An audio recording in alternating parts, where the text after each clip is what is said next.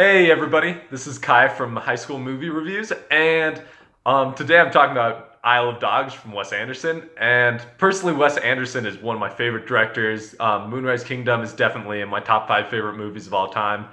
And you know, I'm not sure he's one of the greatest directors of all time, but he definitely has his own distinct feel. It's sort of like Quentin Tarantino, where if you see any of his movies, you instantly know that it's his. The dialogue's always great and it's always quirky as hell.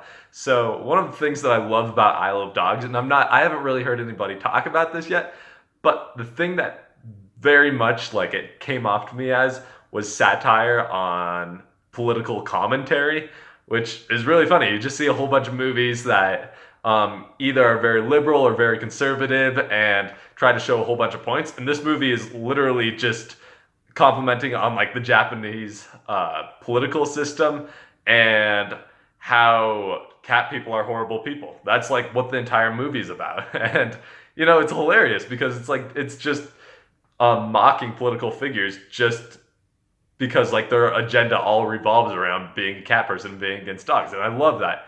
So one of the things, so basically what this movie about is 20 years in the future, Japan has an overinfestation of dogs, and there's kind of this disease that is about to break out because of that. So they send all these dogs onto Trash Island, and it just revolves around this pack of dogs and how they come across this boy that is searching for his long lost dog. So they go on an adventure to find his long lost dog, and it again, it just has that quirky feel that Wes Anderson brings. You instantly know what it is. There's five main dogs in the movie, and I can't think of everyone that plays them, but I know Bryan Cranston's one of them, Bill Murray's one of them, Jeff Goldblum is one of them, Ed Norton's one of them, and I can't think of the last one.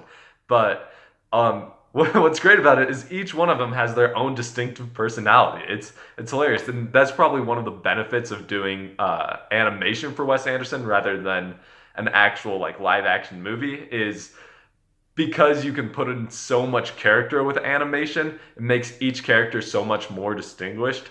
And so like even though all these dogs look like dogs, like the one that works or that used to be just like a mascot for a baseball team, and he's got his own little personality. And then you've got Chief, who's much more rough, that used to be a stray. And their dynamic between each character. They want to act brave, but they aren't actually that brave. It's fantastic. It works so well, and also it's hilarious because pretty much everyone who's hung out with a dog notices this like weird little stupid things that they do, and they put like reasonable justifications for that. So it's like one of them will be chasing their tail, and like they'll explain why he does that, and I love that.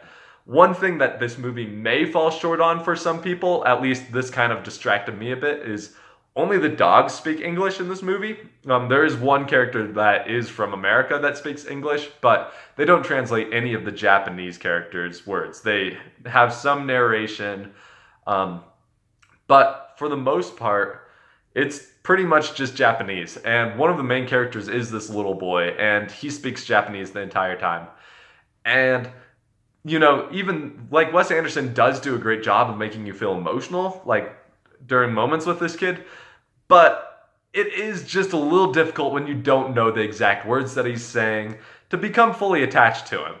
But I think that's a little gripe to have in this movie, because for the most part, it is just amazing. I'm not sure it's as amazing as Moonrise Kingdom or Fantastic Mr. Fox, which are my two favorite movies from Wes Anderson.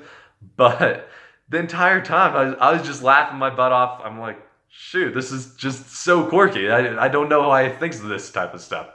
And also, it is one of his more emotionally intriguing movies. Like it's kind of weird, but you actually, you feel the love that this kid feels for his dog, or the dogs feel for their other like pack members.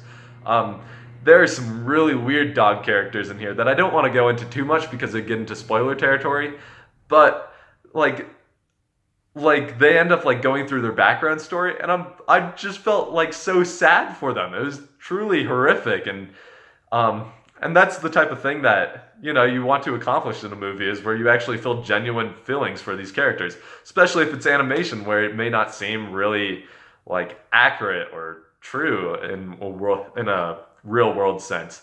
So ultimately, I would bring Isle like if you were to bring someone to Isle of Dogs, I would make it like a movie professor or like an art teacher because it definitely like would probably distract some of the more mainstream audiences. Um, but overall, I loved Isle of Dogs. It is a movie that I definitely will watch many times, and I wouldn't be surprised if I go back to the movie theater and see it again. Thanks again, guys. This is Kai Glover. Bye.